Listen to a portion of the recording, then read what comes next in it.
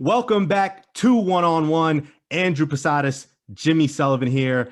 And now it's time to talk more about baseball and what's happening on the diamond. And to do that, it's our pleasure to welcome our next guest to the program. He's a writer, reporter, the social media coordinator for Major League Baseball, and a sports writer for the AP. Adriano Torres welcomes us now here and joins us on One on One. Adriano, welcome to the program. What's going on, fellas? It's a pleasure to join you guys this morning. Yeah, and Adriano, let's get right into it because I want to talk about the New York Mets first and Jacob deGrom and what he's been doing. I mean, he has career high 15 strikeouts against the Nationals. His career ERA is now at 2.55. That's lower than Tom Seaver. That's the best in franchise history. When you think about what deGrom's doing right now, is the hottest ticket in New York watching a Jacob deGrom start right now? That to me, besides the Knicks and the Nets, I mean, he has to be. This guy has been awesome, carrying the team behind his, on his back like he did last night and his first other starts of the season. I mean, what he did last night was just incredible. It was mowing down that Nationals lineup, although they were missing Juan Soto. He basically, provided his own offense too when he came up in that inning with that opposite field double down the left field line, to put him up 1-0. And then he came up in his last at bat of the night and got another hit. I mean, this guy could do it all. It's really incredible. And Adriano, I think it's interesting when you look at the Mets right now. They're a game above 500. They haven't hit at all. Yeah, their pitching staff's been incredible. deGrom, Stroman, David Peterson's been good. How encouraging is it, do you think, that this offense has not gotten going for one reason or another, and yet here they are, first place in the National League East, and able to rely on their pitching like deGrom, like Stroman, as much as they have? I mean, I think pitching is going to be their forte, right? So, I mean, they have one of the strongest rotations in the National League by far, right? Perhaps all of baseball, compared to some of the teams out there. And just imagine when they bring in Carlos Carrasco and Noah Syndergaard, in a month or two. I mean, what team is going to be able to perhaps, put out consistent, pitching, starting pitching night after night after night. But like you said, the offense has been shaky. But that's perhaps probably due to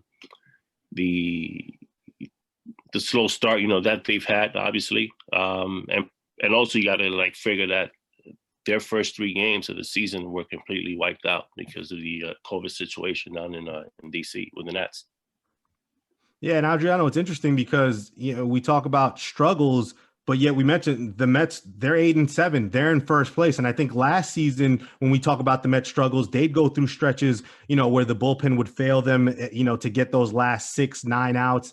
And the Mets just couldn't overcome that. But this season, it feels like, even with struggles, they're still in first place. Once the bats start to wake up and everyone starts to hit like we know they can from top to bottom, I mean, just how scary is this Mets team when they're firing on all cylinders? Pretty scary, I would say. I mean, we saw J.D. Davis came back this week, right? And he's put up some pretty good at bats for them. I mean, Nimmo at the top of the lineup, that guy's been unstoppable. Leads his lead stats like a 570 something batting average. We saw what he could do last night. Table setting it for the team. I mean. You just have to wait for the team, to get going. Obviously, those guys are going to hit. They've always hit. And it's just a matter of time before that offense gets clicking. Let's move to the other side of town now. Let's move over and talk about the New York Yankees. They haven't quite gotten clicking yet. They have won their first 2 games as we record this interview against Cleveland. How concerned are you about this Yankees start? What you've seen from them so far? How concerned do you think Yankee fans should be at this point in the season? The Yankees are the Yankees. They're going to hit, but it's been pretty concerning, I think it's a club that's either, they're going to hit the home run and drive in that run, or they, could get shut out. like we've seen like the last couple of nights. I mean, before the Cleveland series, right? But I mean, they've struggled. They've had some guys that have been like in and out of the lineup, right? And it's just, I guess, like a matter of time before like those guys, like you said, they'll get clicking. They'll start hitting. Yeah, and Adriano, I mean, we're still in April. So just the first month of the season, we have a much more left to go before we get to early October and the end of the regular season. And we saw earlier on, in that series against Tampa Bay, fans throwing baseballs on the field, just showing their disgust. I mean, we know Yankees fans are passionate and they want to see a winner. It's been since 2009 since we've seen a championship. But what do you make of, I guess, fans overreacting and kind of just taking this first month and thinking that this is going to be the case for the rest of the season? I mean, we've seen their struggles in the past couple of years, right? In the postseason where they've like failed to come up in the clutch, and like these are just fans that are perhaps starving more, for that 28th chip, right? Yeah. I mean, like imagine Met fans if they were like acting the same way. I mean, like Met fans haven't won a title haven't seen a chip since '86. You imagine what they would do if they reacted the way that those Yankee fans, acted in that series, and like lettering the ballpark and all that stuff. But like I said, like a lot of these teams, a lot of these batters, they'll go through, their early season struggles. I mean, these guys are creatures of nature. Then again, you have to, take into consideration that he haven't been able to perhaps put in like the off season work that they perhaps would have put in the seasons past due to everything that's going on, with the pandemic and everything. I mean, just taking into consideration last season, those guys didn't know when they were going to start. We had guys like Pete Alonso, who had like a down year. Bell from the Nats over in Pittsburgh, he had a down year. A lot of these guys had down years, so you just have to just wait for these guys to get going, warm up, and Yankee fans, they shouldn't worry, like these guys are going to produce.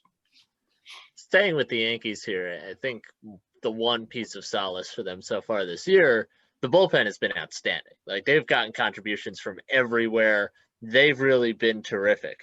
How big do you think that's going to be for the Yankees as they move forward here, as they try to come back from what has been overall a bad start to the season?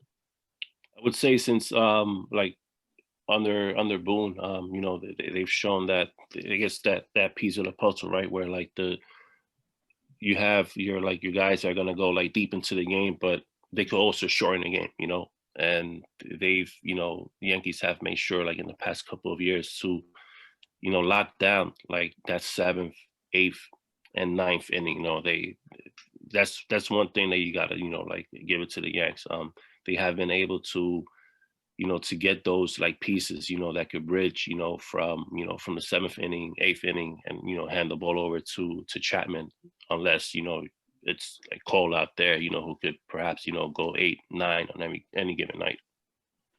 And Adriano, I mean, there was some criticism not too long ago of players like Gary Sanchez and Gleyber Torres that they weren't running hard enough to first base and not playing with as much effort. And a lot of people were bringing that back to Aaron Boone and his role as a manager and making sure that he keeps his guys disciplined and fired up and playing hard every single game.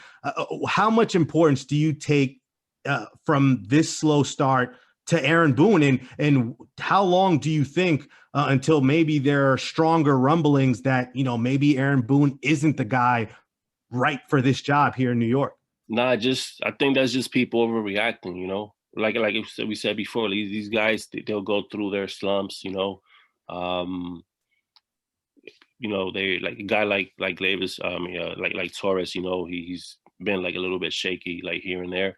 But that's just like the player, reacting. I mean, obviously you want these guys to run out every ball, right? But it's just, he's got to like, just look at it this way, like these guys are going to produce all year, right? And they do go through stretches, they are human, and sometimes you might like roll a ball over, to third base, and you're probably thinking that you're going to probably drive the ball the opposite way, It's just, you really can't like buy, like too much into that as far as like saying that these guys, might not care, or that they're not giving like 100% effort. And as much as I think Aaron Boone has gotten the heat for this, maybe rightfully so, there's also the angle of looking at it from the front office point of view and what they did in the offseason for this team. As you look at this Yankees roster, do you think they did enough to improve this team to meaningfully contend, not just for an American League pennant, but for a World Series? Because they're going to see whether it's the Dodgers or the Padres or somebody else who's really, really good in the World Series if they get there. Do you think the Yankees did enough in the offseason to improve this roster to really make the expectation to be pennant or bust, basically? I mean, like if perhaps like on the starting side of the rotation, perhaps they could have brought in like another arm or two, just to perhaps cover, like your end. We saw what happened with Domingo Germán, who started out slow, and he had to like fill in his spot. But like if you look at the lineup, from 1 through 9, like who else are you gonna bring in? Like who else are you gonna bring in to take Gary Sanchez's spot, who's like one of the premier hitting catchers, in the league? Who are you gonna come in to take Judge's spot? Hicks, Stanton. Like who are you gonna bring? Like, is there anybody else? I mean, who are you gonna bring in? Trout, but who are you gonna like? That guy's not gonna come over here. Like, let's just like be serious. Are you gonna who are you gonna bring in? Like, there's not that many guys that you could bring. You could perhaps bring in somebody that's gonna be at the end of the bench, like they did with Odor. But those are maybe perhaps like the only like little changes that you can make, where you could perhaps bring in somebody that's gonna be like your like in basketball is going to be perhaps like your 8th or like 9th guy off the bench. Like who are they going to bring in? Yeah, it's going to be interesting to see what the Yankees and the Mets, how they go moving forward, but it looks like they're on the up and up. Adriano, before we let you go, I do want to switch over and talk about the NFL draft real quick. Just a few days away, the Jets have the number 2 pick. It looks all but a formality that Zach Wilson will be selected by the New York Jets. Are you sold on Zach Wilson? And what do you think about that for the New York Jets? Listen, man, the Jets are the Jets, It doesn't matter like who they bring in. Sometimes like they always seem to like mess it up. And hopefully like with this kid Wilson, he might be the guy, but we've seen like, season after season after season where they'll get like all of these quarterbacks. This guy's supposed to be the man. He's supposed to be like leading the Jets, to that first chip. And it's the Jets. All right, we'll leave it at that then. Adriano Torres, social media coordinator for Major League Baseball, sports writer for the Associated Press. Adriano, thanks for the time and appreciate you stopping by here on One on One. Thank you.